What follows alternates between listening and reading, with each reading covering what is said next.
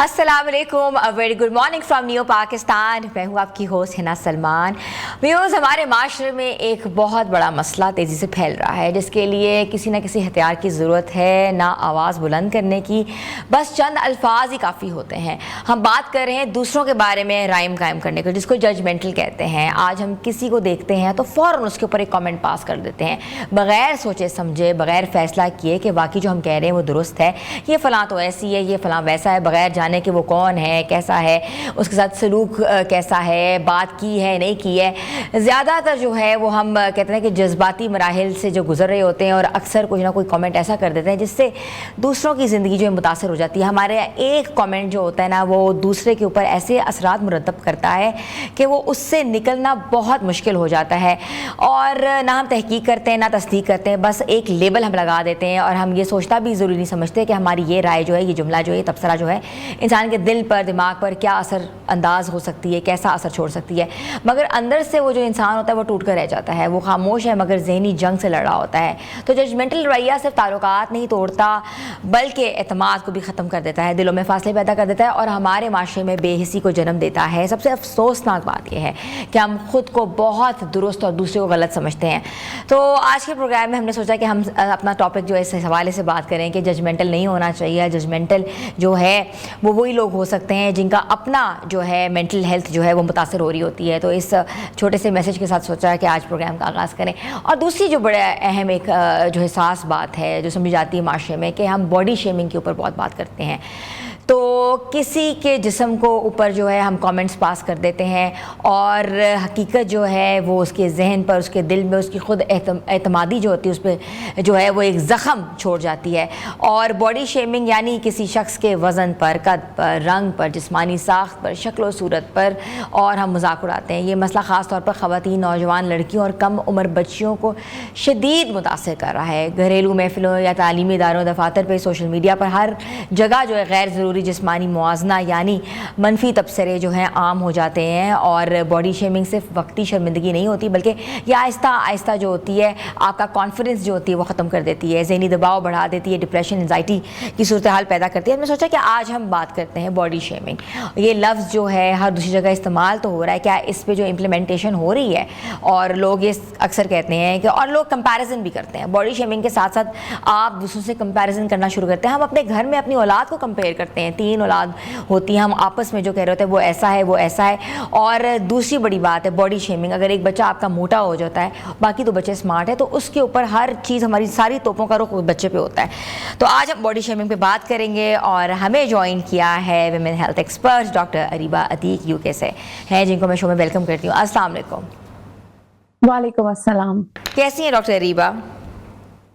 अल्लाह का शुक्र, आप सुनाए। एंड थैंक यू, आपने मुझे इनवाइट किया इतना इंपॉर्टेंट टॉपिक पे डिस्कशन के डॉक्टर अरीबा, बॉडी शेमिंग, अच्छा मुझे बताएं कि ये हमारे माशरे में सिर्फ एग्जिस्ट करता है बॉडी शेमिंग, ये बाहर भी होता है?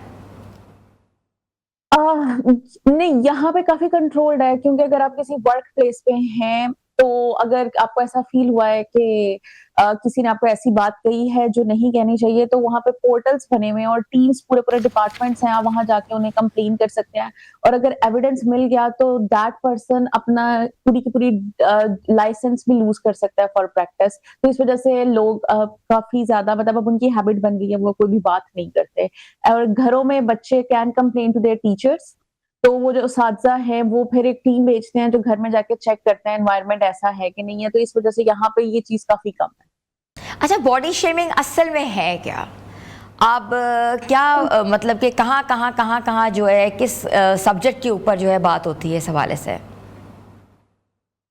बॉडी शेमिंग एक्चुअली में वो किए गए तबसरे हैं या ऐसे अल्फाज हैं जो किसी इंसान के दिल में चुभते हैं, आपसे पूछा नहीं गया। मतलब मिसाल के तौर पर तुम तो 2 बच्चों की माँ लगती हो, या तुम बहुत मोटी हो गई हो, ये रंग तुम्हारे पे सूट नहीं करता, तुम्हारा रंग क्या है। या मर्दों को जैसे कहा जाता है तुम तो मर्द ही नहीं लगते, या बच्चों को तुम बहुत सुस्त हो, या फिर तुम्हारा नाक ऐसा है, मोस्टली आपके जिस्म के ऊपर। अच्छा, एक और चीज बहुत ज्यादा सुनने में आ रही डॉक्टर अरीबा, आंटी का लफ्ज, कि तुम तो आंटी हो गई हो। What is aunty? अगर आपकी शादी हो जाए तो यू बिकम एन आंटी? देखिए ये भी गलत है ना, ये भी बॉडी शेमिंग की कैटेगरी में आता है क्योंकि आंटी बेसिकली हम एक middle age like somewhere 50-60 towards a woman जिसको आप लोग मजाक के तौर पे कहते हैं कि इट्स गोइंग टुवर्ड्स एक्सपायरी, उसके इस कैटेगरी में यूज किया जाता है, तो ये कवर वर्ड है जो इसका मतलब ये होता है कि like you know now you have no value, हालांकि ऐसा नहीं है। और स्पेशली ये बात कहने की जरूरत भी नहीं है, स्पेशली जब आप रिस्पेक्ट के अंदर नहीं कह रहे, मतलब आप किसी को मतलब बुलाने के लिए या उसको एड्रेस करने के लिए अगर ये वर्ड यूज नहीं करे तो अदरवाइज ये सारा सेकंड कैटेगरी में जाता है, एंड आई थिंक ये भी आपका बॉडी शेमिंग की कैटेगरी के अंदर आ जाएगा।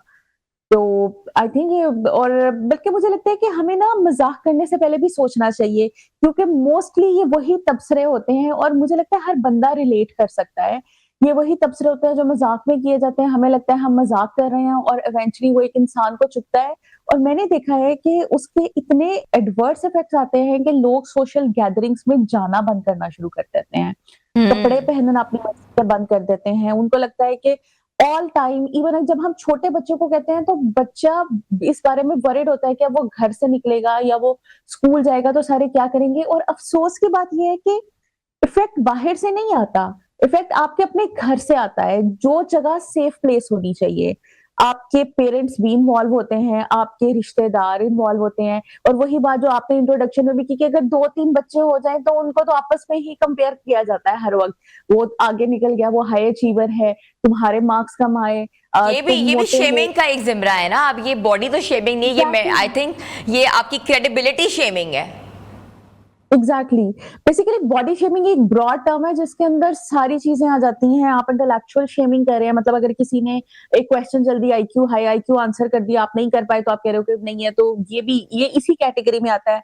देन आप सोशल मीडिया शेमिंग आ जाती है, लाइक आप किसी को कह रहे हो कि यार तुम हर चीज सोशल मीडिया पे अपलोड कर रहे हो, भाई उसकी मर्जी है, वो करना चाहता है करे, लेकिन अगर आप कह रहे हैं तो आप उसकी, ये भी बॉडी शेमिंग की कैटेगरी में आ रहा है।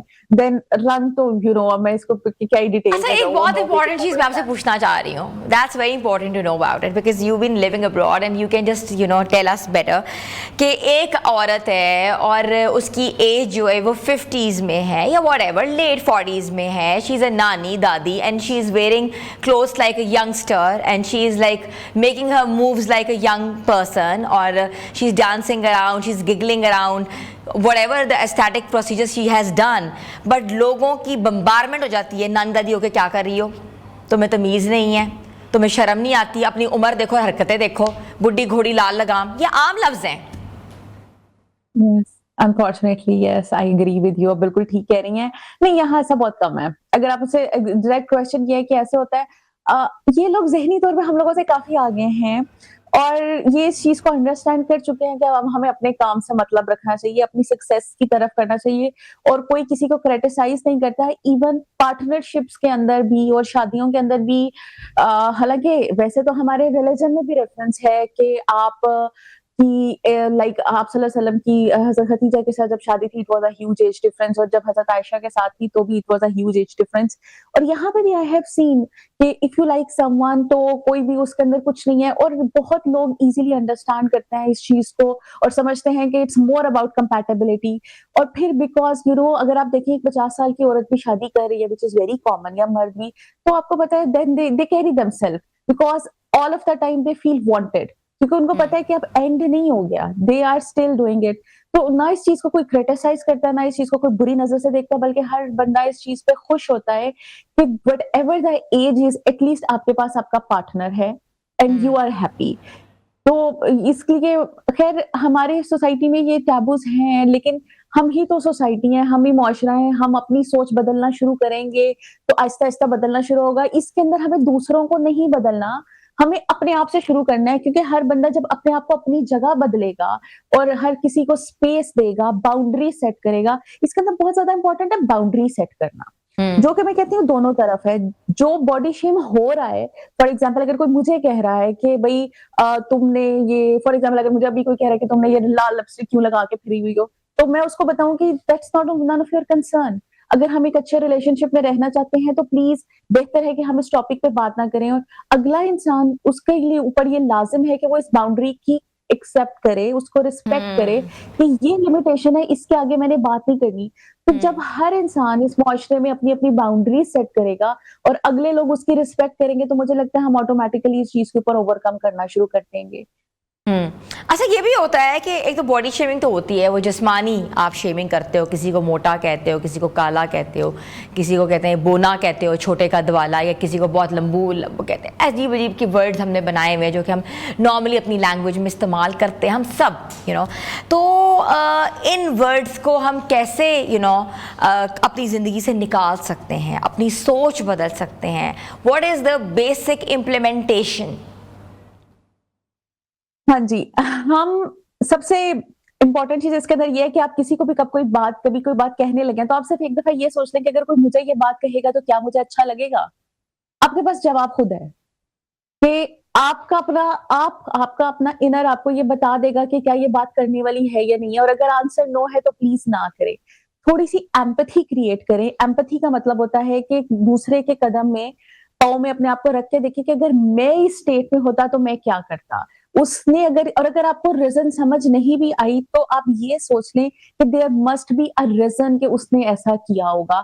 ऐसे ही छोटे-छोटे स्टेप्स लेके मैं ये चीज़ अंडरस्टैंड करती हूँ कि ह्यूज चेंज एक दिन में नहीं आता। उसके लिए टाइम लगता है और पार्टिसिपेशन लगती है और एक्टिव पार्टिसिपेशन लगती है। लेकिन हम छोटे-छोटे स्टेप्स अगर लेना शुरू कर दें, मतलब वही बोलने से पहले कि भई अगर कोई मुझे लंबू कहेगा या छोटू कहेगा, मुझे तो नहीं अच्छा लगेगा, मेरा नहीं ख्याल इस दुनिया में कोई भी शख्स है उसको ऐसे अल्फाज अच्छे लगेंगे।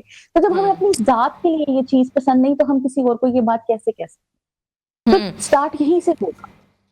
अच्छा, ये तो हमने बातें करी ना जो कि हो रही हैं बॉडी शेमिंग के हवाले से। अब इसके असरात mental health, physical health, anxiety, इसकी हम कर्बनेस कैसे कर सकते हैं? कैसे अपने आप को ये चीज़ों को कम कर सकते हैं? क्योंकि एक कमेंट जो होता है वो हमेशा हमारे जहन में रह जाता है, हमें निकालते निकालते जो है सालों साल लग जाते हैं, बिकॉज ऑब्वियसली वो आपके किसी लव्ड वन से आया होता है, किसी नियर बाय बंदे से आया होता है। दूर दराज का बंदा तो आपको कुछ नहीं कह सकता ना, किसी की जरूरत नहीं होती, लेकिन कमेंट वही करता है जो आपके इर्द गिर्द के लोग होते हैं, जो आपके बड़े करीब लोग होते हैं।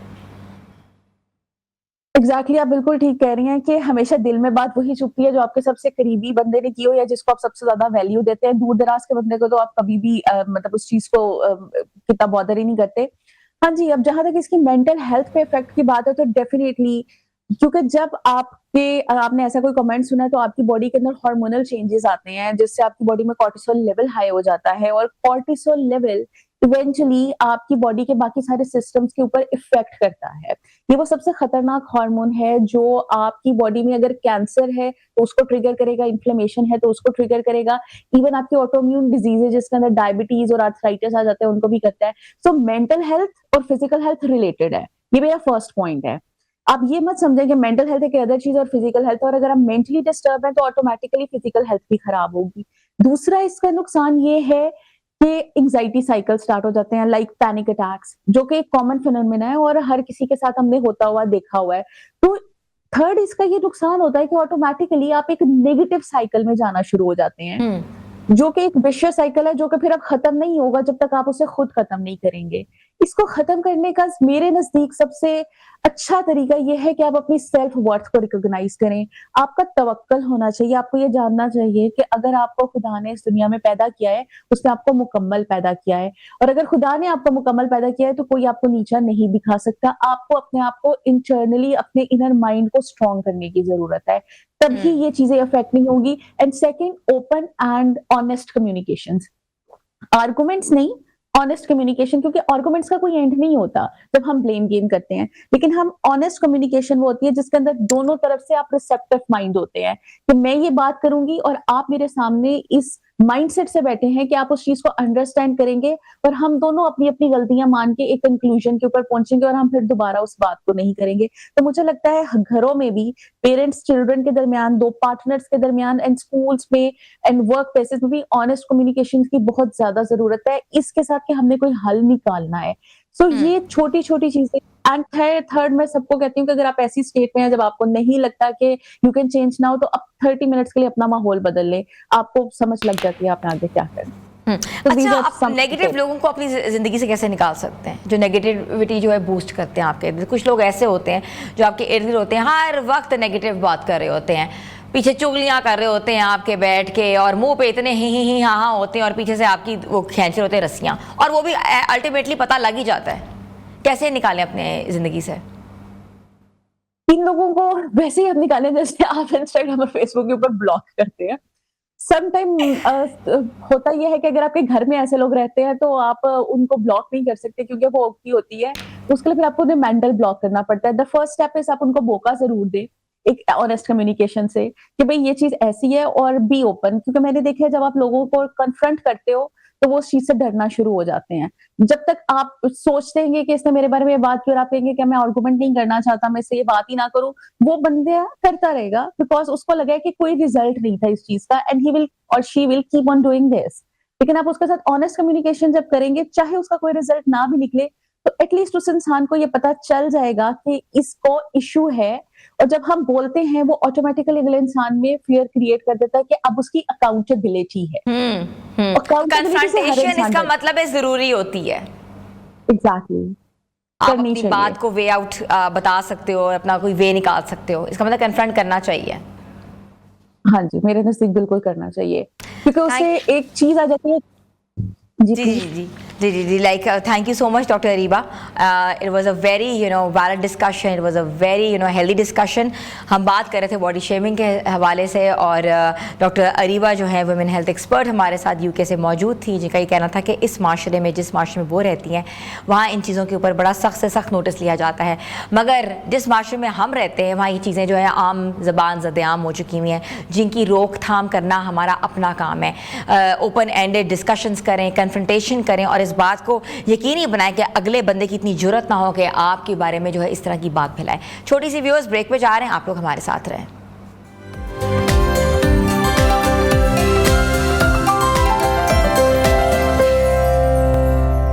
Welcome back viewers. بات کرتے ہیں لائف سٹائل کے حوالے سے, اور آپ جانتے ہیں کہ اگر دن کی شروعات ہی غلط ہو تو مہنگی سے مہنگی دوائیاں بھی اثر کرنا چھوڑ دیتی ہیں. اکثر لوگ یہ شکایت کرتے ہیں کہ واقعی کیا کھانے سے جو ہے اس طرح فائدہ ہوتا ہے یا نقصان ہوتا ہے, تھکن ختم ہوتی ہے, بد ہضمی, گیس کا سر درد اور کمزوری معمول بنتی جا رہی ہے. لیکن ہم نے یہ سوچا ہے کہ شاید یہ مسئلہ جو ہے دوا کا نہیں ہے, بلکہ صبح کے وقت جو ہے خالی پیٹ کی جانے والی کچھ بد احتیاطیوں کی وجہ سے ہوتی ہے. خالی پیٹ موبائل کا زیادہ استعمال کرنا, فوراً چائے پینا, کافی پی لینا, یا ٹھنڈا پانی, رات کی بچی ہوئی بھاری غذا کھانا, اور بغیر ضرورت زیادہ سے زیادہ دوائیاں کھانا, یہ سب جو عادتیں ہیں جو آہستہ آہستہ معدہ, جگر اور اعصاب کو کمزور کر دیتی ہیں. اور طب یونانی کے مطابق جو ہے صبح کا وقت جو ہے جسم کی صفائی اور توازن کا وقت ہوتا ہے. اگر اس وقت ہم جسم پر بوجھ ڈال دیں تو بیماریوں کی بنیاد بڑھ جاتی ہے. آج کے پروگرام میں ہم جانیں گے کہ خالی پیٹ کون سی غلطیاں ہم سب سے زیادہ کرتے ہیں, کن عادات کو فوراً چھوڑ دینا چاہیے, اور کون سے آسان اور دیسی ریمیڈیز جو ہیں وہ استعمال کرنی چاہیے. اور ہمارے ساتھ موجود ہیں حکیم عمار سلیمانی صاحب, جن کو میں شو میں ویلکم کرتی ہوں. السلام علیکم. وعلیکم السلام. کیسے ہیں آپ؟ الحمدللہ, آپ خیریت سے؟ بالکل ٹھیک ٹھاک. صبح صبح آپ ہمارے شو پہ آئے تو آپ کیا کھا کر آئے ہیں؟ میں ویسے ایکچولی کافی عرصے سے جو بریک فاسٹ کر رہا ہوں وہ ٹریڈیشنل نہیں ہے. میں صرف ناشتے میں فروٹس اور کچھ سیلڈ اور بوائلڈ ایگ وغیرہ لیتا ہوں. یہ پرسنل میرا ناشتہ ہے, میں کسی اور کو یہ ریکمینڈ نہیں کر رہا ہوں, جو کرنا چاہے وہ ضرور کرے, لیکن میں کافی عرصے سے یہ کر رہا ہوں. اچھا, صبح صبح کا وقت ہوتا ہے, خالی پیٹ ہوتا ہے, تو جسم کے لیے اتنا اہم کیوں ہوتا ہے یہ؟ ایکچولی جو آپ کی نیند ہوتی ہے نا, اس میں تھوڑا سا اگر آپ اس کی سائنس پہ جائیں تو وہ آپ کو بیسیکلی ریفریش کر رہی ہوتی ہے پوری باڈی کو. اور آپ کا خاص کر جو ہارمونل سسٹم ہوتا ہے نا, اینڈوکرائن سسٹم ہوتا ہے, وہ اس وقت سارا ریفریش ہو رہا ہوتا ہے اور وہ اپنے آپ کو بیلنس کر رہا ہوتا ہے. تو اس آپ کا پورا دن جو ہے وہ مطلب آپ کے ہارمونس کی بیس پہ گزرنا ہوتا ہے. آپ کے موڈز اور آپ کا اٹھنا, آپ کا بیٹھنا, ساری چیزیں اسی کے اوپر کاؤنٹ ہو رہی ہوتی ہیں. تو ہم جب ایکچولی صبح اٹھتے ہی کچھ ایسی انہیلدی ہیبٹس کرتے ہیں تو وہ جو ہارمونز ہیں وہ ڈسٹرب رہتے ہیں اور وہ پوری طرح سے اپنی ورکنگ میں نہیں آتے, جس کی وجہ سے پھر آگے جو ہے وہ ہمارا پورا دن جو ہے وہ انہیلدی گزرتا ہے. ایک انگلش کا ایک کوٹیشن ہے کہ whoever wins the wakening never loses the day, کہ جو اٹھنے کو ون کر لیتا ہے تو وہ اس کا دن جو ہے وہ ہارتا نہیں ہے کبھی. اچھا, اکثر لوگ جو ہوتے ہیں صبح صبح جو ہے کھاتے نہیں ہیں, وہ کہتے ہیں کہ صبح کھانے سے جو ہے وہ دل عجیب سا ہو جاتا ہے, بوجھ ہو جاتا ہے, اور آپ کا جو بولنگ سسٹم ہے وہ پرابلم کرتا ہے. کیا ایسا ہونا چاہیے؟ اچھا, اس میں डिपेंड करता है अपना, ये सारा कुछ पर्सन टू पर्सन वेरी कर रहा होता है कि अगर एक बंदा सुबह 7 बजे उठा है तो हो सकता है 8 बजे तक, अच्छा बिल्कुल फौरी उठते ही तो खाना भी नहीं चाहिए, अच्छा नहीं खाना चाहिए, जस्ट 5-10 मिनट 15 मिनट में, मतलब अगर कोई ऑफिस गोइंग बंदा है, उसने 9 बजे ऑफिस पहुंचना है और वो 7:15 बजे उठ के जो है वो उसी दौरान उसने शॉवर भी लेना है, चेंज भी करना है और फौरी कुछ खा के जाएगा, तो जाहिर है अभी जिस्म उसके लिए तैयार नहीं है। आप मतलब मैं अभी जिस तरह बता रहा था ना कि जब आप रिफ्रेश होते ही है बॉडी, तो उसके बाद आप अगर फौरी उठते ही कुछ एक्टिविटीज शुरू कर दें तो उसको एक्सेप्ट करने में टाइम लगता है। आइडियली बेहतर ये होता है कि पहले आप उठें और मतलब बल्कि मैं इसकी बजाय आपको ज़्यादा अच्छा जो बात बताता हूँ कि जो हमें तिब्बे नबवी में या सुन्नत से जो तरीका मिलता है कि हम जब उठते थे सुबह तो उसके बाद वो ब्रश करते थे, नाक झाड़ते थे, सबसे पहले तो दुआ पढ़ते थे उठ के और उसके बाद नाक झाड़ते थे, फिर उसके बाद ब्रश करते थे, मुसवाक करते थे और वज़ू करते थे, और फिर नमाज वगैरह पढ़ के और उसके बाद कुछ देर अज़कार करके उसके बाद नाश्ता करते थे। अमूमन ये टाइम बन जाता है तकरीबन 1 से 1.5 घंटे का कम अज़ कम टाइम बन जाता है। तो ये इतनी देर में बॉडी अपने आप को तैयार कर चुकी होती है, मुंह आपका फ्रेश हो चुका होता है, आपके हार्मोन्स जो है वो इस वक्त तक बैलेंस हो चुके होते हैं। तो उसके बाद जब आप स्टार्ट करते हैं खाना पीना तो फिर वो जुज़्व बदन भी बनता है और आपका दिन अच्छा गुजरना शुरू होता है। हाँ। अच्छा, अक्सर लोग कहते हैं कि बेड टी, हम अभी आंखें हमारी बंद हो तो हमारे इर्द गिर्द या कॉफ़ी हो या चाय हो, तो उसकी क्या इम्पोर्टेंस है, क्या वो अच्छा है या बुरा है, डायरेटिक है, कितने मसाइल वो पेश कर सकता है? अच्छा, इसका भी मैं आपको बता देता हूँ। बेड अगर तो देखिए, अगर तो आप रात को ब्रश करके सोए हैं फिर तो आप बेड टी लें तो फिर कुछ गुजारा कर सकते हैं, लेकिन उससे पहले भी कुली कर लें तो बेहतर है। लेकिन ना इसमें प्रॉब्लम ये है कि इसके कुछ फ़ायदे तो हैं कि आप जैसे ही उठते हैं आपको थोड़ी देर के अंदर ये आपके दिमाग को फ्रेश कर देती है, चुस्त कर देती है, लेकिन आपका मैदा जो है इसको कमज़ोर कर देती है और बाकी आपके जो सिस्टम है उनको भी, मतलब सुबह उठते ही आप कैफ़ीन लेते हैं, चाहे वो बेड टी हो, चाहे कॉफ़ी हो, चाहे वो सिगरेट हो, किसी भी तरीके से आप कोई भी चीज़ ऐसी लेते हैं तो वो आपका एक सिस्टम को तो आपके वो बूस्ट कर रही है, लेकिन वो आपके कई सारे और सिस्टम जो है उनको डिस्टर्ब कर रही है। आदत पड़ जाती है, आदत को आहिस्ता आहिस्ता छोड़ा जाता है। आपने सुबह को अगर कुछ लेना ही है फ्रेश होने के लिए तो आप मतलब मुँह हाथ धोने के बाद आप नीम गर्म पानी ले लें, उसमें कोई थोड़ा सा आप कोई लेमू या शहद, वो आपको डिटॉक्स भी करेगा, लिवर भी आपका डिटॉक्स होगा, आंतें भी साफ होंगी। लाइफस्टाइल की बात की आपने, कहा गलतियां तो छोड़ दो, लेकिन जो लाइफस्टाइल अपनाना चाहिए वो कैसा अपनाना चाहिए? सुबह नाश्ता, उसके बाद कितने वक्फे के बाद आपने खाना और फिर कितने वक्फे के बाद आपका थर्ड मील होना चाहिए? अच्छा, इसमें फिर वही मामला आ जाता है कि सुन्नत से हमें जो मिलता है एक जो रूल है ना, जो प्रिंसिपल है वो ये है कि भूख रख के खाएं और भूख से थोड़ा खाएं। मतलब आपने बसियार खोरी नहीं करनी, बहुत ज़्यादा नहीं खाना। नाश्ता आप करें, हेल्दी नाश्ता करें। बहुत तुन के जो यहाँ पे लोगों का स्टाइल है ना कि आपने कुलचे खा रहे हैं या जो भी है, बहुत ज़्यादा पेट भर के खा लिया उसके बाद आपको, वो हेल्दी नहीं है। आप खाएं, खाना खाएं, अच्छा खाएं।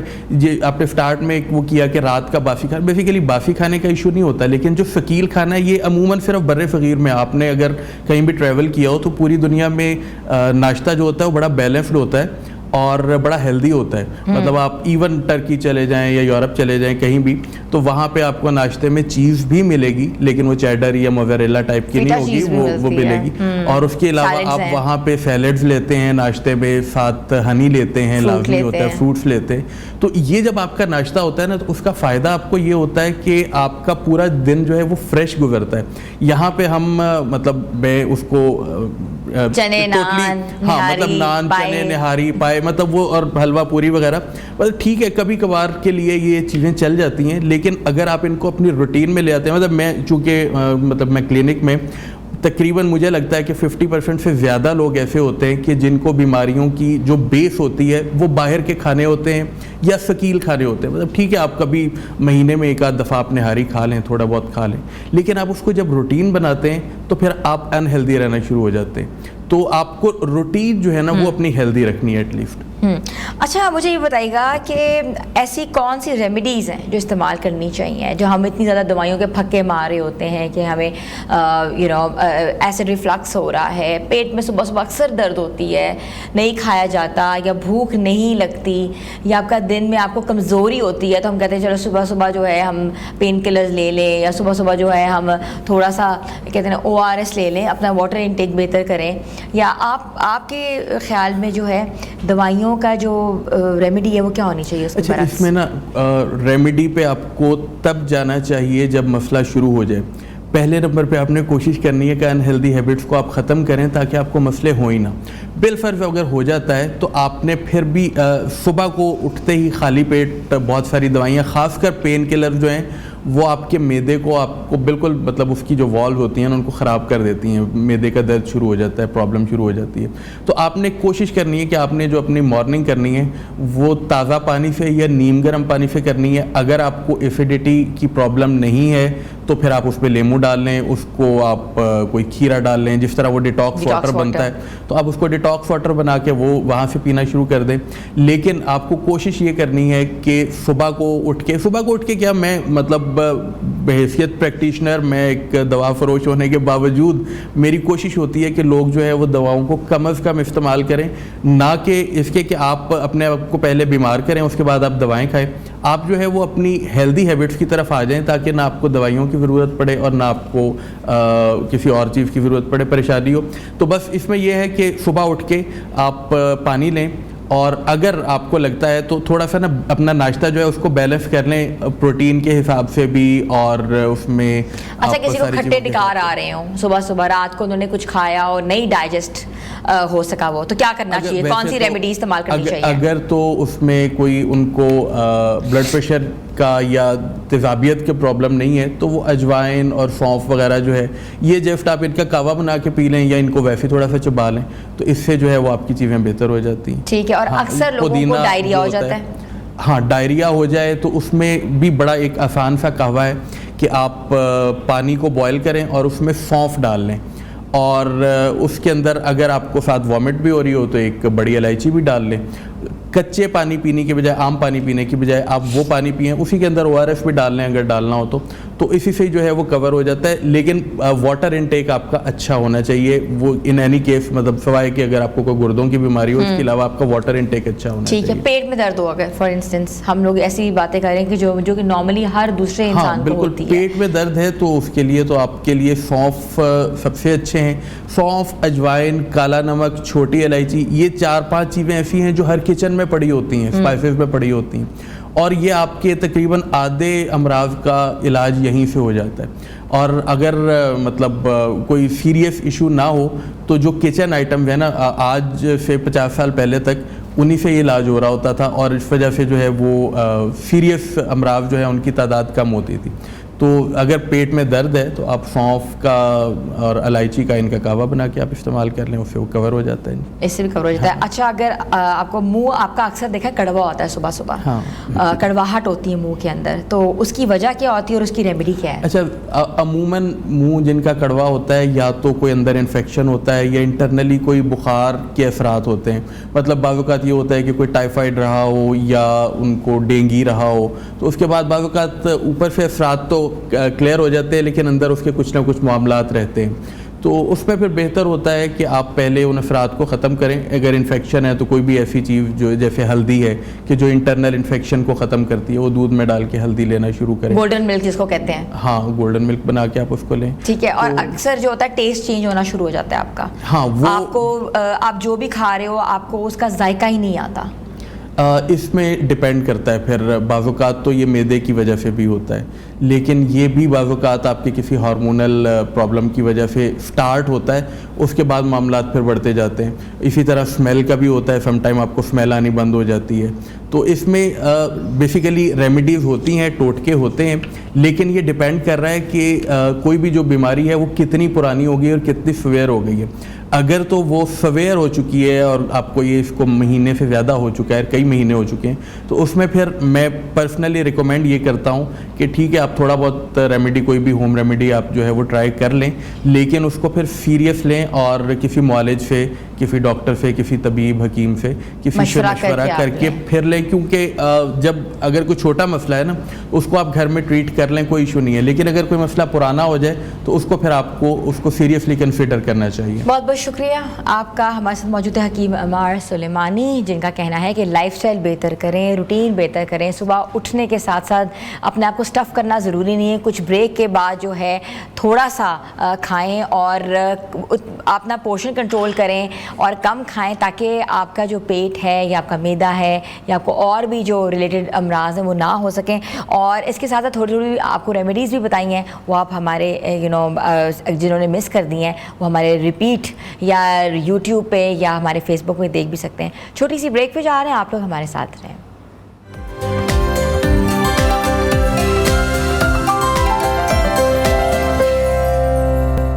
Welcome back viewers. آج ہم بات کرتے ہیں کارپوریٹ ورلڈ کے حوالے سے. کارپوریٹ دنیا میں صرف ڈگری یا تکنیکی سکلز آج کامیابی کی ضمانت نہیں رہ گئی.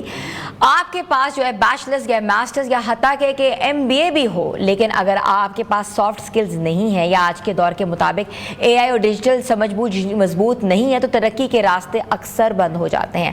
سافٹ سکلز جیسے کمیونیکیشن ہے, ٹیم ورک ہے, ایموشنل انٹیلیجنس ہے اور ڈفرینٹ سکلز ہیں اور فیصلہ سازی ہے, آج کسی بھی پروفیشنل کی سب سے بڑی طاقت ہے. اور اسی کے ساتھ ساتھ AI اور ڈیجیٹل جو ٹولز کو سمجھنا بھی انتہائی ضروری ہے, کیونکہ یہ کارپوریٹ دنیا کو تیزی سے بدل رہا ہے. آج ہم جانیں گے کہ سافٹ سکلز اور AI کس طریقے سے جو ہے ڈگری سے زیادہ اہم ہو گئے ہیں اور ایک پروفیشنل کس طریقے سے اپنی نرم صلاحیتوں کو بڑھا کر کامیابی کے نئے فارمولے تک پہنچ سکتا ہے. اور آج کے دور میں تکنیکی مہارت کے ساتھ ساتھ جو ہے انسانیت اور جذباتی فہم بھی ضروری ہے. اور ہمارے ساتھ آج موجود ہیں حسن رضا, کارپوریٹ انفلوئنسر, جن کو میں شو میں ویلکم کرتی ہوں. السلام علیکم. وعلیکم السلام. کیسے ہیں حسن؟ الحمدللہ پرفیکٹلی فائن. حسن, کارپوریٹ انفلوئنسر, جیسے میں نے آپ سے بریک سے پہلے جانے سے پوچھا تھا کہ what is corporate influencer. Corporate trainers تو ہم نے پوچھے ہیں کہ جا کے جو ٹریننگز کراتے ہیں, ورک شاپس کراتے ہیں اور سیٹ اپ پورا کرتے ہیں, لیکن انفلوئنسر کیسے ہو سکتا ہے؟ پرفیکٹ. اوکے, اعوذ باللہ من الشیطان الرجیم, بسم اللہ الرحمن الرحیم. اللہم صلی وسلم علی سیدنا محمد وآلہ بقدر حسنہ وجمالہ ونورہ وکمالہ. Thank you very much for a kind invitation. I think it's a wonderful platform. اور دیکھیں جہاں پر آپ نے بات کی کارپوریٹ انفلوئنسرز, دیکھیں آج سے کئی سال پہلے لوگ جو تھے نا انہوں نے فیس بک پہ کام سٹارٹ کر دیا تھا, انہوں نے انسٹاگرام پہ کام سٹارٹ کر دیا تھا, انہوں نے یوٹیوب پہ کام سٹارٹ کر دیا تھا, کسی نے لنکڈن کی طرف نہیں دیکھا تھا. ہم لوگوں نے کیا کیا, جو میں نے اور جو میری کمیونٹی ہے, ہم لوگوں نے نا لنکڈن کو پکڑ لیا. پھر ہم لوگوں نے وہاں پر آہستہ آہستہ جو ہے نا وہ چیزیں اپنی بنانی سٹارٹ کی, کمیونٹی ہم نے اپنی بلڈ کرنی شروع کی. تو میرے الحمدللہ 146K فالوورز ہیں لنکڈن پہ, لیکن جو ہمارے ساتھ جڑے لوگ تھے وہ کسی کے 2 لاکھ ہیں, کسی کے 3 لاکھ ہیں, نو ڈاؤٹ ان میں خواتین زیادہ ہیں. تو ہم لوگ کیا کیا, ہم لوگ نا ایک کمیونٹی بن گئے, اور وہ کمیونٹی جو ہے وہ کارپوریٹ کی کمیونٹی بن گئے. تو لوگ جو ہے نا, جیسے آپ دیکھتے ہیں کوئی ایونٹ ہوتا ہے تو کہتے ہیں اچھا فوڈ کا ایونٹ ہے, ایسا کرو یار, چلو انسٹاگرامرس کو, فیشن کے انسٹاگرامرس کو ان کو بلا لو, ایسا کر لو. اب جب کارپوریٹ کے ایونٹس ہوتے ہیں تو لوگ ہمیں بلاتے ہیں, وہ کہتے ہیں یار ٹیک ٹائٹنس جو ہے حسن رضا جو ہے ان کو بلا لو, تو ایک بس جو ہے نا وہ کریٹ ہو جائے گا. اچھا اب ہم نے کیا, ہم نے یہ کیا کہ ہم نے جو کانٹینٹ ہے وہ ہم نے سارا کارپوریٹ کا ہی ڈالا. ہمارے پاس جو کانٹینٹ ہے وہ ڈفرینٹ نہیں ہوتا, تو ہم نے فوکس کر لیا تھا کہ ہماری نیش ہے اور ہم نے اپنی نیش کے مطابق جو ہے نا وہ رہنا ہے. تو اس لیے الحمدللہ اللہ پاک از ویری کائنڈ. یہ ساری کامیابیاں حضرت محمد مصطفیٰ صلی اللہ علیہ وآلہ وسلم کی بدولت ہیں. تو الحمدللہ we are growing day by day. مجھے یاد ہے جب ہم نے یہ سفر ہنا سٹارٹ کیا تھا تو ہمارے پاس بہت ہی کم ریچ آتی تھی, تو ہم اس ٹائم یہ سوچتے تھے کہ اب پتہ نہیں یار کیا کریں گے, لنکڈن پہ چلے گا یا نہیں چلے گا. تو اس طرح سے جس طرح بھی آپ ایک اور گیسٹ سے بات کر رہی تھی نا کہ اگر کوئی کرٹیسائز کرے, کوئی کرے تو پھر کیا کرنا چاہیے. تو مجھے بھی نا بڑی ٹینشن ہوتی تھی یار, لوگ کہتے تھے نہیں چلے گا بھائی, تم لوگ کارپوریٹ انفلوئنسر ہو بھائی, یہاں پہ تو فیملی ولاگنگ چلتی ہے, یہاں پہ تو بڑی چیزیں چلتی ہیں, یہ کیا تم لوگ کارپوریٹ کا تماشا لے کر آپ نے ایک نیش, ایک ٹارگٹ آڈینس بنائی نا اپنی. اچھا پھر ہم نے کیا ہے, جو میں سمجھتا ہوں جو الحمدللہ ہماری کامیابی ہے, کنسسٹنسی از دا کی. ہم کنسسٹنٹ رہے, ہم نے کہا یار ہم ڈالتے رہیں گے چیزوں کو, کرتے رہیں گے, کرٹیسائز بھی آتا رہا, چیزیں بھی ہوتی رہی, لیکن یہ ہے کہ with the passage of time الحمدللہ اب اللہ کا کرم ہے, یہ ہمارا پے بیک پیریڈ ہے, لوگ ہمیں بلاتے ہیں اور ہم جو ہے ان کے ایونٹس پہ جاتے بھی ہیں. It's a great initiative Hasan. अच्छा, थोड़ा सा मुझे बताएं सॉफ्ट स्किल्स, जो सॉफ्ट स्किल्स हैं वो कॉर्पोरेट वर्ल्ड के लिए क्यों ज़रूरी हैं? देखिए, जितने भी हमारे यहाँ पर, मैं फ्रेश ग्रेजुएट्स की बात करूँगा, जो हमारे बच्चे आते हैं, technically they are very strong. I am in IT sector right now. हम जब किसी बच्चे का इंटरव्यू करते हैं, टेक्निकली बड़े स्ट्रॉन्ग होते हैं, लेकिन जो ही हम इंटरव्यू के सामने वो बैठते हैं, इंटरव्यूअर के सामने, ब्लैंक्ड, उनको किसी चीज़ का पता नहीं होता.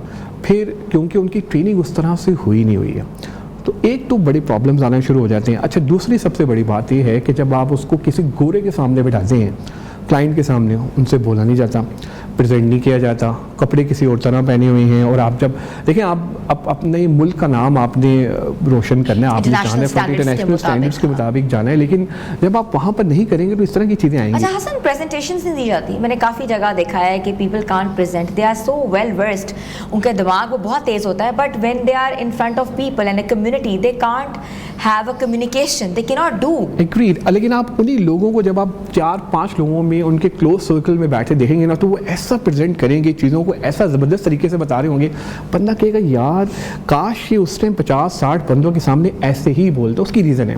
उसकी रीज़न क्या है ना, उसकी रीज़न ये है कि जब हम छोटे होते थे ना, हम सीढ़ियाँ चढ़ते थे और ऊपर जाते थे, ऊपर से आवाज़ आती थी, ऊपर ना आना, ऊपर बहू है, ऊपर ना आना, ऊपर ज़ोंबी है. आपको पता है, वो डर, खौफ, वो हमारे दिलों में बिठा दिया गया. जो ही हम बात करते हैं हमें वो ज़ोंबी याद आ जाता है, जो ही हम बात करते हैं हमें वो बहू याद आ जाता है, जो ही हम बात करते हैं हमें शट अप कॉल दे दी जाती है. और शट अप कॉल हमें कब दी गई थी? बचपन में.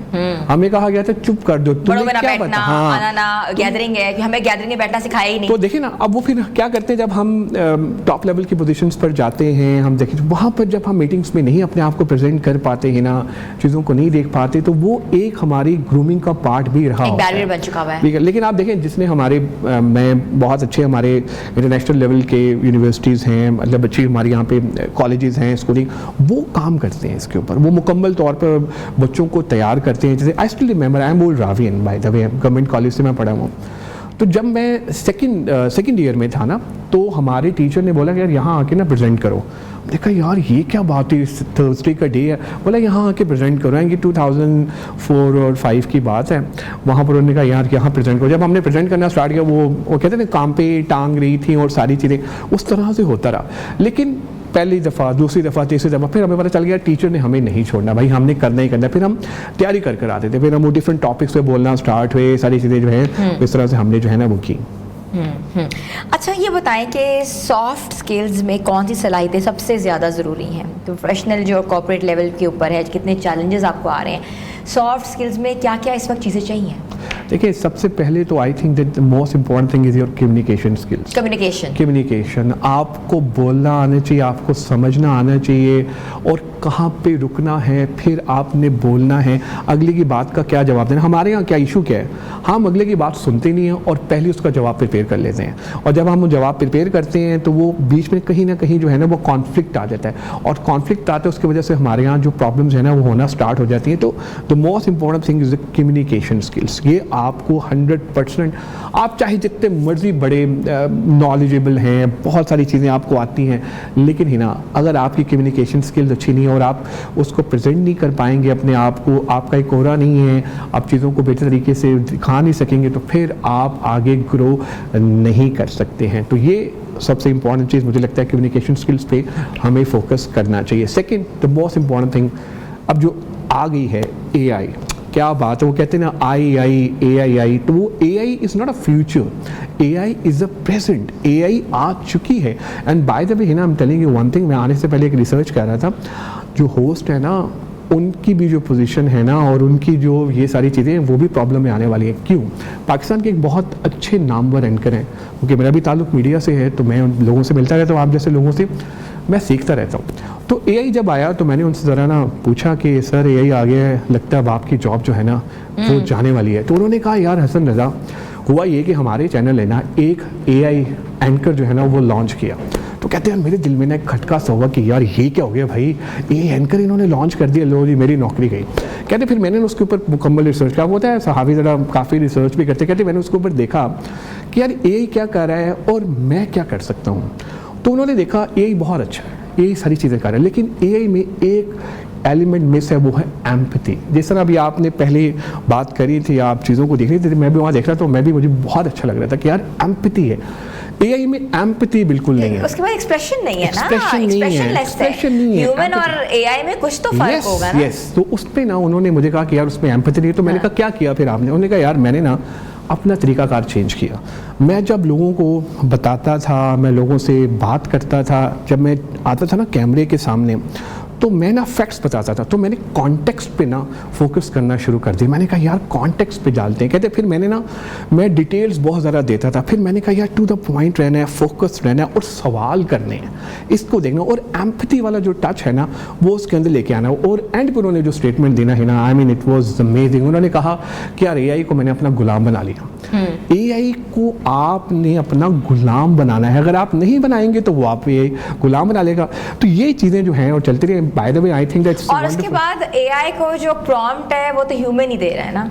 AI के पास खुद तो सोचने समझने की सलाहियत नहीं है. उसको 200 दिमाग के या 2000 दिमाग के जो प्रॉम्प्ट्स मिलेंगे तो वही कहेगा. और दूसरी बात ये समहाउ कुछ जो चीज़ें होती हैं वो ऑब्सोलीटेड जो मैटर्स होते हैं वो भी सामने आए हैं. देखने हम लोग भी रिसर्च करते हैं और हम लोग देख रहे होते हैं कि अक्सर जो फैक्ट्स होते हैं उसमें प्रॉब्लम आ रही होती है. अच्छा, क्लोनिंग भी तो आ रही है. हाँ, बड़ी क्लोनिंग का क्या आज फ्यूचर है? देखें, मैं तो ये भी बता रहा था, एक जगह पे हमारी बात हो रही थी कि जो भी जंगें होंगी ना, वो AI टूल्स के साथ होंगी, वो हथियारों के साथ इस तरह नहीं होंगी. आने वाले टाइम में AI टूल्स के थ्रू जंगें हुआ करेंगे, पता नहीं गेम्स. और आजकल आपको पता है इन्फॉर्मेशन जो है, सारी चीज़ें जो है हो रही है, जो इन्फॉर्मेशन वॉर जो चल रही है, मतलब कुछ होता कुछ है, बताया कुछ जाता है. इतनी फेक वीडियोस हैं, लोगों की ज़िंदगी बर्बाद हुई just because of it. AI के बहुत सारे बेनिफिट्स हैं, लेकिन AI के नुकसानात भी बहुत ज़्यादा हैं.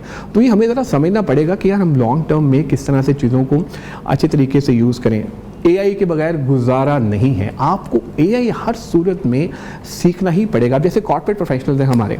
बाय द वे एक चीज़ मैं आपको और बताऊं, आने वाले टाइम में ना बॉसेस जो है ना, बॉसेस वो इंक्रीमेंट आपका डिसाइड नहीं करेगा, AI डिसाइड करेगा.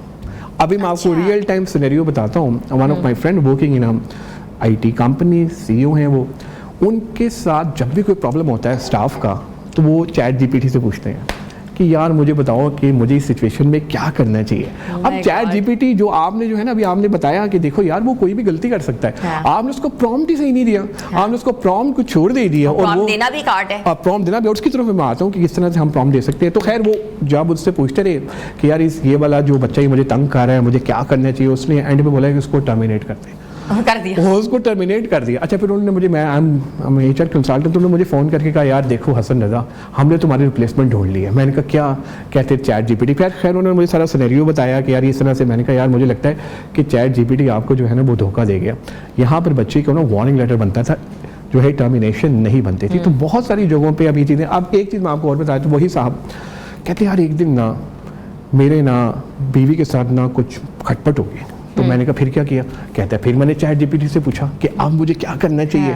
तो कहता है फिर क्या? मैंने कहा क्या बताया फिर ChatGPT ने? कहता है ChatGPT ने कहा कि ऐसा करो, कोई बीवी को सॉन्ग सुनाओ, ऐसा करो कि बीवी के साथ कोई तुम लॉन्ग ड्राइव पे चले जाओ. तो कहता है, मैंने पूछा फिर क्या किया? कहता है फिर मैंने सुनाया सॉन्ग. मैंने कहा कौन सा सुनाया? कहता है कुछ कुछ होता है. कहता है मैंने कुछ कुछ होता है सॉन्ग उनको मैंने सुनाया. और कहता है मेरी बीवी का मूड भी अच्छा हो गया. देखो ChatGPT और ये देखो यही कितना ज़बरदस्त है, इस तरह से कर रहे हैं. तो अब third the most important thing is that हमारे जो छोटे बच्चे हैं, मेरी बेटी है, मैं अक्सर एक जगह और भी मैंने बताया, वो ChatGPT से पूछते रहते हैं कि मैं बोर हो रही हूँ, मैं क्या करूँ, क्या क्या मैं एक्टिविटी. तो इसकी वजह से जो हमारा जो लोग थे ना, जितने हमारे यहाँ पर बड़ों के साथ वो गैप आना शुरू हो गया. लोगों ने AI से दोस्ती कर लिए. पहले हम गप्पे मारते थे, एक दूसरे के साथ मिला करते थे, नेटवर्किंग सेशन हुआ करते थे. तो इस टेक्नोलॉजी ने कहीं ना कहीं इन चीज़ों को जो है ना वो कर दिया. और हम डिपेंडेंट हो गए हैं, AI डिपेंडेंट. हम हर चीज़ के ऊपर क्रिएटिविटी हमारी जो है उस पर प्रॉब्लम आना शुरू हो गई है. तो प्लीज़ आप AI को बिल्कुल यूज़ ज़रूर करें, 100% करें, लेकिन ये है कि साथ साथ उन दूसरे मशागिल को भी जो है वो कंटिन्यू रखें. ChatGPT जो है वो ज़ाहिर है it can not replace human brain, but somehow it has been replacing in many word. अभी तो हम बात कर रहे थे कि नर्सेज वगैरह जो हैं, ये ऑपरेशन थिएटर्स में भी जो हैं पूरे पूरे रोबोट्स जो होंगे वो आपके साथ काम किया करेंगे.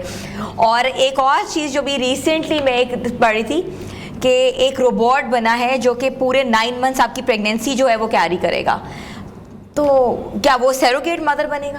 ہاں بالکل آپ صحیح کہہ رہی ہیں، لیکن دیکھیں ٹیکنالوجی جو ہے نا وہ وقت کے ساتھ ساتھ ایوالو ہو رہی ہے. اگلا کویسچن جو میرے ذہن میں آتا ہے واٹ نیکسٹ ہے نا، اے آئی کے بعد کیا ہونے والا ہے. اب ہم یہ سوچیں یار اے آئی تو آ گیا ہے، اب جین زی ہے یہ آ رہی ہے اور دیکھیں الفا آ رہی ہے، وہ کیا کریں گے. And by the way one wonderful amazing company, وہ کیا کرتے ہیں جب وہ انٹرویو کا پروسیس ان کا ہوتا ہے کمپنی کا، اے آئی کے میں اگزامپل دے رہا ہوں، تو وہ گیمز کھلاتے ہیں.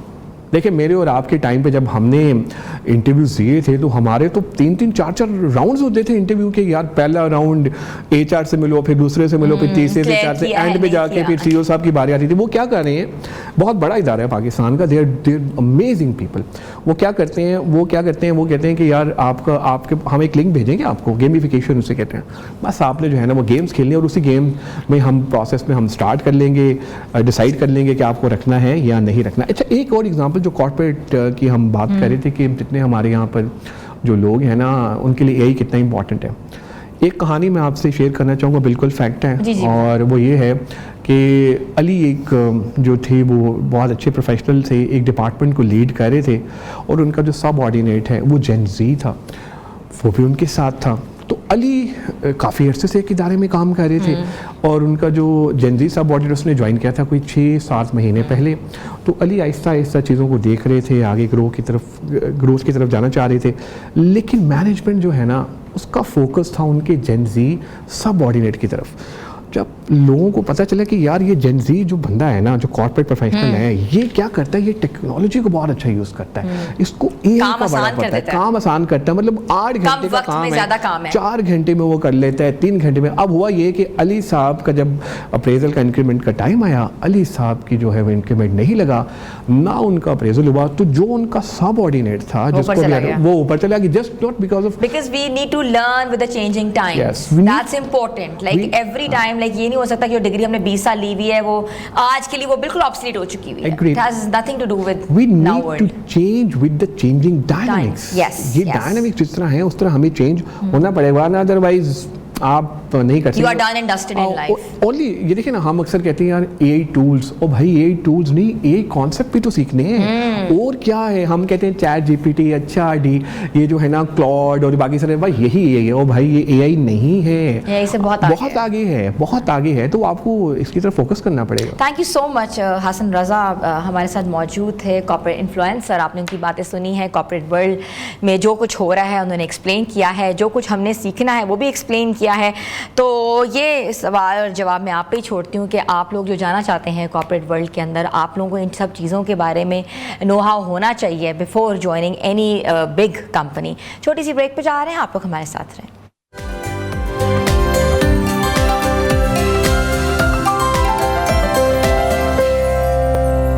Welcome back viewers. آج کے دور میں اگر آپ سمجھتے ہیں کہ صرف ڈاکٹر، انجینئر یا سرکاری افسر زیادہ کما سکتے ہیں تو ذرا رک جائیں، کیونکہ ڈیجیٹل دنیا نے کامیابی کے سارے پیمانے بدل دیے ہیں.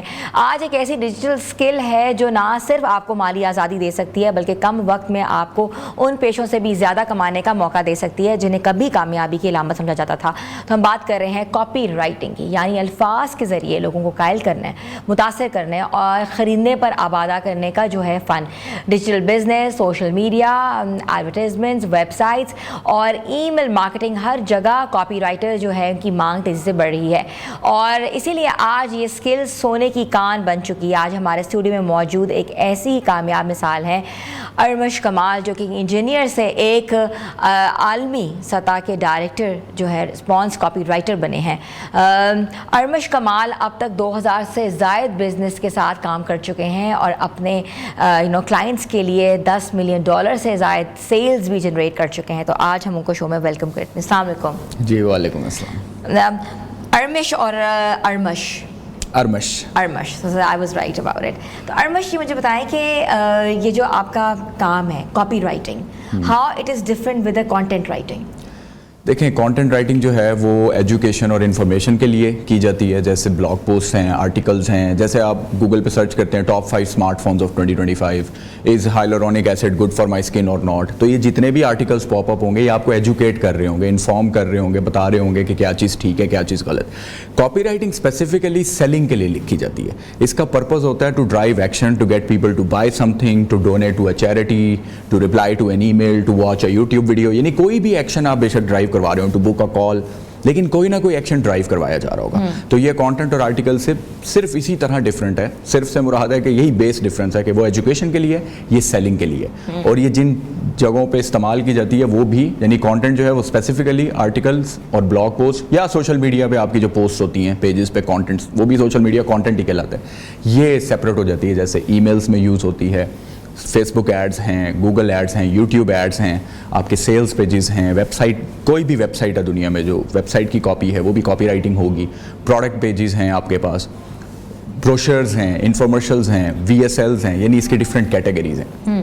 اچھا, کاپی رائٹنگ تو آپ یوز کرتے ہیں نا کہ اپنے برین یوز کر رہے ہوتے ہیں کہ بھائی آپ نے سیلنگ جنریٹ کرنی ہے, تب تو اے آئی آ چکا ہوا ہے, تو اے آئی تو 1 منٹ میں یہ چیز کر سکتا ہے, تو پھر یہ اس کی جاب مارکیٹ کم نہیں ہو گئی؟ میں اس کی مثال پہلے بھی دیتا ہوں اور آج بھی دیتا ہوں کہ اگر میتھمیٹکس جو ہے وہ آج بچوں کو اسکولوں میں کیوں سکھائی جاتی ہے, 2+2 کیوں سکھایا جاتا ہے, 22 ملٹیپلائی بائی 22 جو ڈبل ملٹیپلیکیشن ہے, پھر آپ نے 1 کیری لینا ہے, پھر ایڈ کرنا ہے, یہ چیز آج بچوں کو اسکول میں کیوں سکھائی جاتی ہے جب کیلکولیٹر آ گیا. کیلکولیٹر آ گیا تو بچوں کو میتھس کیوں سیکھتے ہو, آپ بڑے ہو گے تو خود ہی یہ بٹنز دبانا تو یہ کیلکولیشن ہو جائے گی. اس لیے سکھایا جاتا ہے کہ جب بچے بڑے ہوں تو ان کو پتا ہو کہ کہاں ملٹیپلائی کرنا ہے, کہاں ڈیوائڈ کرنا ہے, کہاں ریشو لینی ہے, کہاں اسکوائر روٹ لینا ہے, اور وہ کیوں لیا جا رہا ہے, اس کا میننگ کیا ہے. سملرلی جو سیلنگ ہے, جو آرٹ آف سیلنگ ہے, جس میں پرسویژن کے پرنسپلز ہیں, مارکیٹنگ کے پرنسپلز ہیں, سیلز کے پرنسپلز ہیں, یہ چیز صدیوں پہلے بھی سکھائی جاتی تھی, آج بھی سکھائی جا رہی ہے اور کل بھی. 7 P's کا ایک بہت بڑا کانسیپٹ ہے, یعنی یہ جو پرنسپلز ہیں یہ ہمیشہ سکھائے جائیں گے, کیونکہ اے آئی ٹول موجود ضرور ہے, کیلکولیٹر موجود ضرور ہے, لیکن اس کو استعمال کرنے کے لیے بھی تو پروفیشنلز چاہیے جن کو بیس لیول پہ فنڈامنٹلز کا پتہ ہوگا, وہی بہترین طریقے سے ان ٹولز کو یوز کر پائیں گے. تو business honours eventually copy writers کو ہی ہائر کریں گے کہ آپ آئیں, آپ آ کے اے آئی کو یوز کریں, آپ آ کے اے آئی کو پرومپٹس دیں, آپ آ کے چیک کریں کہ اے آئی جو چیز دے رہا ہے کیا وہ ان لائن ہے ود آور مارکیٹنگ کیمپین یا ہمارے برانڈ کے ساتھ. تو at the end of the day it is still going to be a professional جو ٹول کو یوز کرے گا.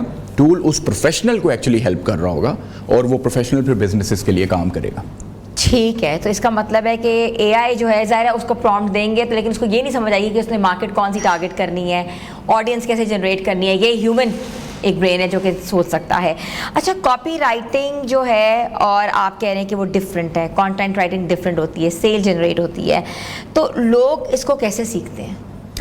دیکھیں, کاپی رائٹنگ کو سیکھنے کے لیے پہلے تو میں ایک بیس لیول پہ ایک بات بتا دوں کہ کاپی رائٹنگ دراصل عام کنورسیشن کو کہتے ہیں. اگر آپ نے کبھی زندگی میں اپنے کسی فرینڈ کو یا اپنی کسی فرینڈ کو پرسویڈ کیا ہو کہ یار یہ والی مووی دیکھتے ہیں وہ والی نہیں دیکھتے, واٹ ڈڈ یو سے, یار یہ زیادہ مزے کی ہے, اس کے ریویوز زیادہ اچھے ہیں, فلانی دوست دیکھ کے آئی تھی اس نے بڑی تعریف کی, یو آر پرسویڈنگ ہر. ہم ہر چیز کے ریویوز پہلے چیک کرتے ہیں. آپ نے کبھی زندگی میں اپنے بہن بھائی کو یا اپنی مدر کو کوئی میڈیسن لینے پہ کوئی چیز try, how did you choose this, کیسے آپ اس فیلڈ کے اندر لینڈ ہوئے؟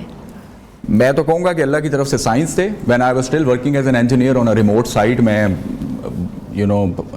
ایک چھانگا مانگا کے جنگلوں میں پاور پلانٹ لگ رہا تھا, وہاں پہ ہوتا تھا. میں ایک دن اٹھا اور دیکھا کہ یار ابھی میں میرڈ نہیں تھا, تو میں نے سوچا یار شادی کے بعد بھی یہی زندگی ہوگی, میں اسی طرح ریموٹ ایریاز میں ہوں گا. اللہ کی طرف سے ایک آن لائن کی کوئی ویڈیو میرے سامنے آئی کہ آن لائن ارننگ بھی کوئی چیز ہوتی ہے, تب تو مجھے آئیڈیا نہیں تھا. اس کے ٹھیک 2 یا 3 مہینے بعد بائی چانس ویسے ہی میرا کانٹریکٹ اینڈ ہو گیا, وہ پروجیکٹ اینڈ ہوا, کانٹریکٹ اینڈ ہوا, رینیو نہیں ہوا, تو میری جاب ختم ہو گئی. تو پھر میں نے اس کو ایکسپلور کیا, تو پھر آئیڈیا ہوا کہ اچھا یار آن لائن ارننگ بھی ہوتی ہے. پھر میں نے پہلے ٹیکنیکل رائٹنگ سے اسٹارٹ کیا کیونکہ میرا بیک گراؤنڈ انجینئرنگ میں تھا. پھر مجھے کاپی رائٹنگ کا پتہ چلا, تو مجھے آئیڈیا ہوا کہ یہ تو بڑی ایک ہائی انکم اسکل ہے, اس کے اندر تو سیلنگ کے پرنسپلز ہیں, ڈائریکٹ بزنسز کو ہم کسٹمرز لا کے دے رہے ہوتے ہیں. تو جب میں نے اس کو ڈیپ اسٹڈی کیا تو بہت انٹرسٹنگ لگا کہ یار باتوں کے ذریعے لوگوں کو پرسویڈ کرنا ہے, موو کرنا ہے, ہم ان سے کچھ بھی ایکشن ڈرائیو کروا سکتے ہیں. تو آپ نے کس کس سبجیکٹ کے اوپر جو ہے وہ کام کیا ہوا ہے, لائک لائف اسٹائل پہ کیا ہوا ہے یا کسی پروڈکٹ جو ہے آپ کی کون سے اس فیلڈ سے رہی ہوئی ہے؟ دیکھیں, میں نے چونکہ 2000 بزنسز کے ساتھ کام کیے, 3700 سپر پروجیکٹس پہ میں کام کر چکا ہوں over the span of last 6 to 7 years. میں نے تو لٹرلی ہر نیش میں کام کیا ہے. آپ لائف اسٹائل کہہ لیں, ویٹ لاس کہہ لیں, آپ ای کام کہہ لیں, آپ کریڈٹ ریپیئر کہہ لیں, فائنینس کہہ لیں, یعنی آپ कोई भी पर्टिकुलर नीश का अगर मेरे सामने मैनिफेस्टेशन कह लें, मेडिटेशन कह लें, तो मैंने लिटरली हर टाइप के, मैंने ऐसे ऐसे वियर्ड प्रोडक्ट्स पे भी काम किया है कि आई डिडंट इवन नो कि और ये सबसे भी ज्यादा product है। सेल जनरेशन आपने किसके लिए की? सबसे ज़्यादा सब्जेक्ट के ऊपर की? ई कॉम के लिए, एक 8 फिगर ई कॉम ब्रांड है जिनके लिए मैंने काम की है, तकरीबन 2.5 से 3 साल में उनके साथ रहा हूँ, आज भी उनका पार्ट हूँ। सबसे ज़्यादा सेल्स मैं उनके लिए लेके आया हूँ क्योंकि वो एक बड़ा ब्रांड था, they were spending a lot of money and we were doing so much copy for them. हम हर एक हफ्ते में 100 एड्स उनके लिए क्रिएट कर रहे थे जो कि वो फेसबुक पे और यूट्यूब पे रन कर रहे थे, और तकरीबन आई बिलीव $3 लाख का उनका मंथली एड स्पेंड था, यानी पाकिस्तानी अच्छा, 9 वो करोड़। ऐड आप कैसे क्रिएट करते हैं? और एक ऐड क्रिएट होता है और एक आप इन्फ्लुएंसर को देते हो, वो अपने तरीके से एक क्रिएशन होती है। देखें, आपका काम एज अ कॉपी राइटर सिर्फ राइटिंग है, आपने लिखना है, लिख के देना है। हाँ। तो अब फेसबुक ऐड की अगर सिर्फ बात कर लें तो जो स्पॉन्सर्ड एड्स आ रही होती हैं उसके अंदर 2-3 एलिमेंट्स होते हैं। एक तो ऊपर वो टेक्स्ट होता है जिसको कैप्शन कहते हैं, नीचे या वीडियो होगी या इमेज होगी। जब भी आप कोई ऐड देखते हैं फेसबुक पे या वीडियो चल रही होती है, इमेज, अगर वीडियो है तो उसकी स्क्रिप्ट भी आप लिख के देंगे, अगर कोई इमेज है तो इमेज पे कोई एक आधी हुक या लाइन है, हेडलाइन है, वो आप लिख के देंगे, और फिर फेसबुक ऐड के नीचे भी 2 ऐसे बोल्ड से टेक्स्ट आ रहे होते हैं, उसको हेडलाइन और डिस्क्रिप्शन कहते हैं। ये पूरी चीज़ आप सिर्फ लिख के देंगे। आप साथ डायरेक्शंस दे सकते हैं कि यार यहाँ पे मुझे लगता है इस वीडियो में ये वाली फुटेज चला दें या इससे रेलिवेंट फुटेज, आप ये सजेशंस भी दे सकते हैं, लेकिन आपका काम प्योरली सिर्फ राइटिंग है। आप लिख के दे देंगे, उसके बाद जो प्रोडक्शन वाली टीम है उनका काम होगा उसको प्रोड्यूस करना, उसको रन करना। हाँ। और जो मीडिया बायर्स हैं, वो एक स्पेसिफिक मीडिया बायर्स होते हैं जो फेसबुक में बैक एंड पे जाके फिर उस ऐड को सेटअप करते हैं प्लेटफॉर्म में और फिर उसको रन करते हैं, सारा कुछ वो उनका आपको काम है। एक टेक्स्ट के कितने पैसे मिलते हैं? देखें, एक ईमेल का $100 मैं चार्ज कर चुका हूँ, मैं $150 भी चार्ज कर चुका हूँ, लेकिन मैं एक जनरल प्राइस बता रहा हूँ कि $100 मैं बड़ा कंफर्टेबली चार्ज कर लेता हूँ, और एक ईमेल के अंदर 150 से 200 वर्ड्स होते हैं। तो आप अगर इस बेस पे देखें तो आई बिलीव $0.5 पर वर्ड आप चार्ज कर सकते हैं, और अगर आप $100 एक ईमेल का भी चार्ज करें तो तकरीबन 30,000 के करीब पाकिस्तानी रुपीस बनते हैं। और एक इंटरमीडिएट या एक्सपर्ट को तो छोड़ दें, इंटरमीडिएट कॉपीराइटर को भी एक ईमेल लिखने में 30 to 45 मिनट से ज़्यादा नहीं लगते। तो you can potentially earn $100 with in 30 minutes. Typical results नहीं है, लेकिन ये पोटेंशियल मौजूद है। बहुत से लोग, मैं खुद, मेरे कई स्टूडेंट्स, दे आर डूइंग $100 पर ईमेल, और वो 30 मिनट्स 45 मिनट्स में लिख लेते अच्छा, हैं। तो आपके जितने भी क्लाइंट्स थे तो उनके लिए लैंग्वेजेस डिफरेंट लिखते थे कि आप सिर्फ इंग्लिश में टेक्स्ट देते थे? देखें, कॉपीराइटिंग जो है ये किसी भी ज़बान में की जा सकती है। पहले तो मैं ये क्लियर कर दूं, जैसे मैंने कहा, इट इज़ ह्यूमन कन्वर्सेशन। आप जर्मनी में हैं तो आप जर्मन में उनको परसुएड कर सकते हैं, आप फिनलैंड में हैं तो आप फिनिश में, आप यूएस में हैं तो इंग्लिश में, आप पाकिस्तान में हैं तो उर्दू में भी कॉपीराइटिंग चलती है। यहाँ पे रुझान नहीं है, इतना लोगों को पता नहीं है, बट मैंने जो majorly through out my career की है वो इंग्लिश में की है, और मैं लोगों को भी, पाकिस्तानियों को भी ये रेकमेंड करता हूँ कि आप इंग्लिश में ही सीखें, क्योंकि जो टॉप टीयर कंट्रीज़ हैं जितनी भी दुनिया में, फर्स्ट वर्ल्ड कंट्रीज हैं, यूजुअली वहाँ इंग्लिश चलती है। तो आपको वहीं से चूंकि क्लाइंट्स लेने हैं तो आप इंग्लिश लैंग्वेज के ऊपर। तो काम आपको फाइवर में मिलता है?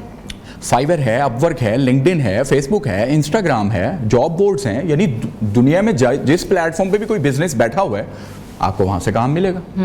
तो ये फाइवर, अपवर्क तो हैं ही। अच्छा, आपने इतने बिजनेस जनरेट भी किए हैं उनकी कॉपी राइटिंग कर करके, आपको लगता है कि फिजिकल सेटअप होना ज़रूरी होता है कि आप ऑनलाइन सेटअप से भी काम चला सकते हैं? स्टार्ट आप ऑनलाइन से ही करेंगे, ठीक है। तो ये स्टेप्स हैं, लैडर्स हैं। स्टेप 1 है finding clients, working with them as a freelance copywriter.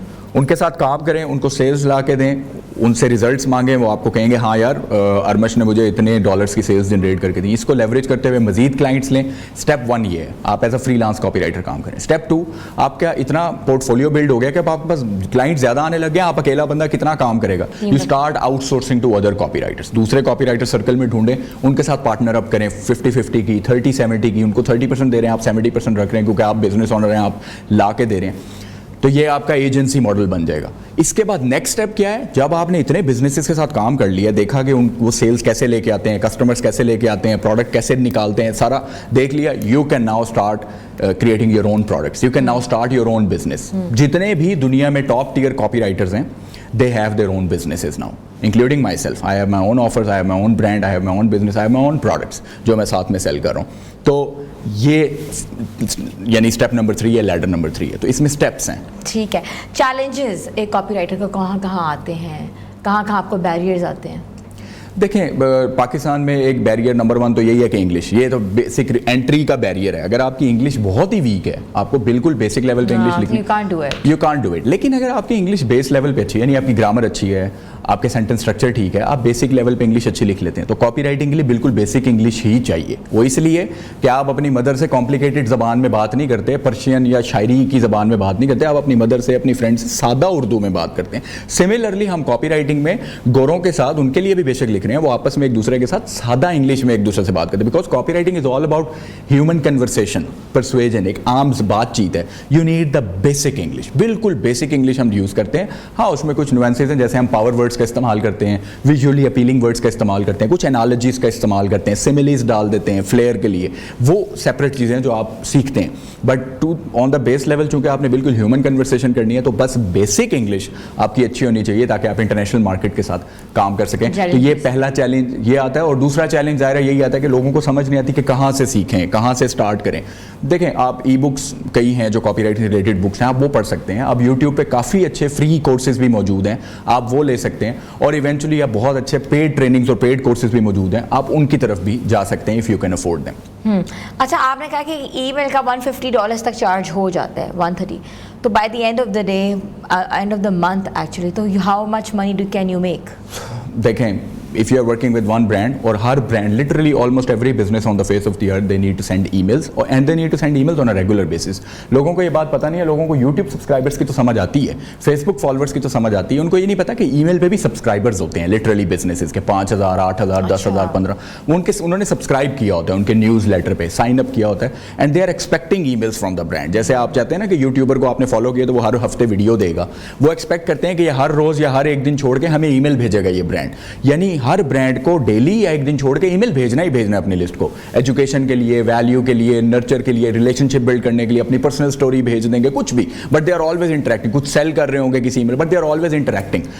You can be the person to write those emails. اگر آپ کو $100 پر ای میل مل رہا ہے اور آپ منتھ کے ان کے 20 یا 25 ای میلز لکھ رہے ہیں ان کی لسٹ کے لیے, you are making $2,000 to $2,500 with just one business.